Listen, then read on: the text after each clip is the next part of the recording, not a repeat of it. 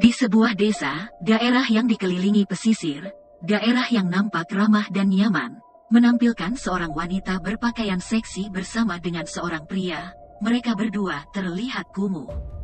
Ternyata terjadi suatu kejadian tadi malam yang mereka lupakan. Mereka sedang menaiki mobil.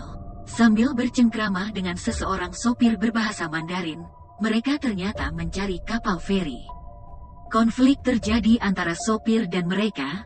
Si pria dan wanita akhirnya diusir dari mobil.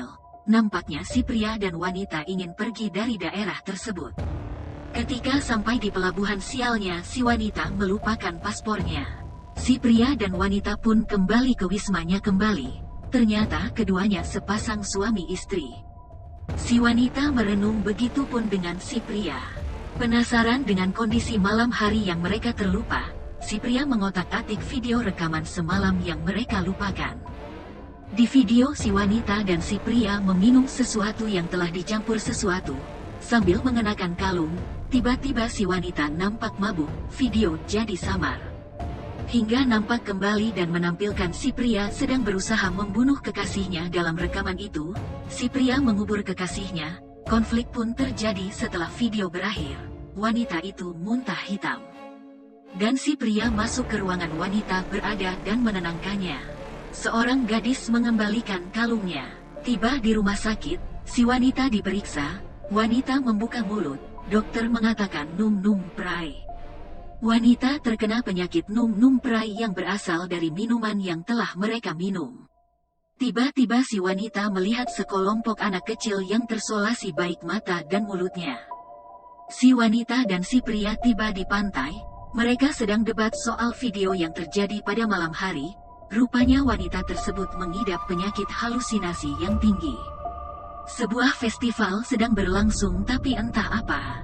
Si pria melakukan dokumentasi terhadap festival. Wanita itu tiba-tiba ingin muntah. Si wanita mencari toilet.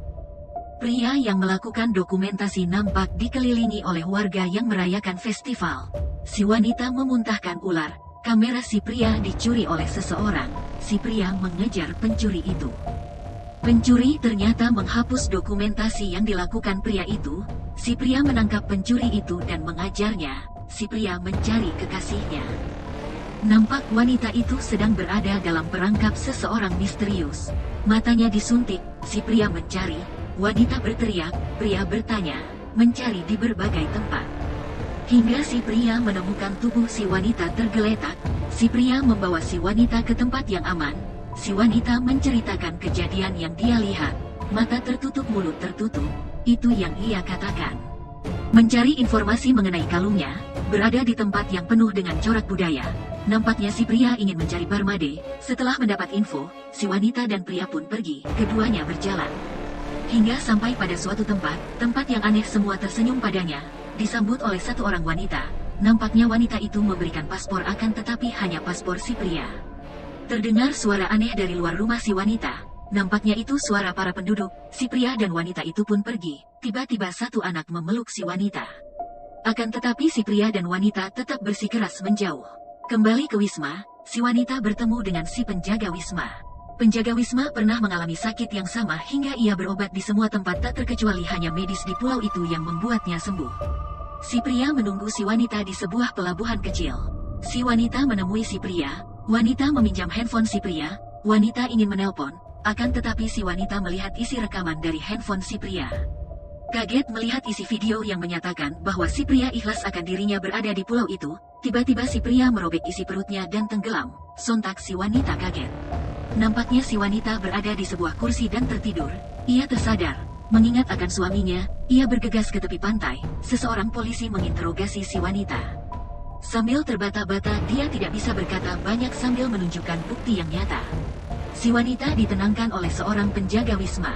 Masuk dalam zona halusinasi, wanita itu berjalan.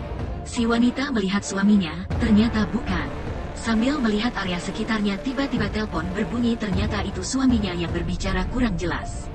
Bingung, dia pun mencari info bersama dengan wanita penjaga wisma. Diingatkan oleh penjaga wisma untuk tidak masuk di sebuah kafe.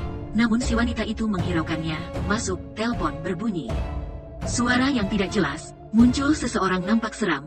Rupanya si wanita ke kafe untuk mencari suaminya. wanita itu memasukkan tangannya ke dalam mulut seseorang yang sedang terjahit. Wanita itu tiba-tiba disemprot cairan dan dia pun terbangun sedang berada di wisma. Berada dalam halusinasi, si wanita merasa kesakitan di bagian perutnya dan ditenangkan dengan penjaga wisma. Si penjaga wisma menyarankan agar si wanita berangkat ke dokter pulau itu. Nampaknya wanita itu hamil, tapi dia terheran-heran apa yang sebenarnya terjadi pada dirinya. Berada pada kondisi didesak dan ingin disuntik, wanita itu pun kabur, bertemu dengan seorang polisi, mencari tahu keberadaan suaminya, meminjam ponsel dan tidak ada sinyal. Si wanita masuk ke sebuah ruangan, bertemu seseorang memegang pistol. Si pemegang pistol mengatakan bahwa seharusnya si wanita tidak melihat video itu. Nampaknya badai akan terjadi dan wanita itu harus dikorbankan untuk menghentikan badai yang ada di pulau itu, kata si pemegang pistol. Si wanita bersama dengan seorang anak sambil melihat kalung dari wanita itu. Wanita itu melihat kondisi wanita pemegang pistol itu berlumuran darah. Si wanita diperintahkan untuk lari. Si wanita mencari bantuan, tidak ada yang membantu hingga ia bertemu dengan penjaga wisma dan mengarahkannya untuk pergi ke kapal feri segera. Mereka berdebat, si wanita menanyakan suaminya. Kesal dengan perkataan penjaga wisma, si wanita menembak kepala si penjaga wisma.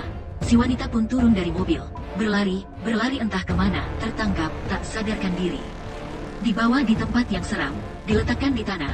Malam pun tiba, dia tersadar, membuka pintu gerbang di depannya, masuk, disambut dengan banyak warga. Nampak seperti ritual akan dimulai. Semua menunduk kepadanya, wanita itu pun disambut oleh dua wanita di depannya. Tiba-tiba ia dibuat pingsan. Tidak lama kemudian dia sadar, terikat, ditatapi oleh masyarakat, memohon untuk dilepaskan. Namun tidak digubris, seorang dokter menyentuhnya, dia menendang dokter itu, dokter mengatakan dia hamil, wanita tidak percaya akan tetapi masyarakat percaya. Ritual dimulai, mata wanita itu dijahit. Berada dalam fase halusinasi, dia bertemu dengan suaminya ingin dia bangun, tiba-tiba si wanita membuka ikatannya lalu mengamuk, menodongkan senjata ke masyarakat. Si wanita menjauh dan berlari, dia dikejar oleh penduduk pulau, menuju ke tepi pantai, menaiki sebuah perahu, menyalakan mesin perahu, kemudian menjauh dari pulau. Tak lama setelah itu ombak besar melanda perahu itu. Tidak disangka ombak itu ternyata menghancurkan seluruh agrowisata di pulau itu. Si wanita yang tadi kabur ditemukan oleh tim penyelamat. Seluruh warga di pulau itu meninggal, tidak satupun yang selamat. Awalnya wanita itu dinyatakan meninggal, setelah beberapa saat kemudian dia terbangun. Cerita pun selesai.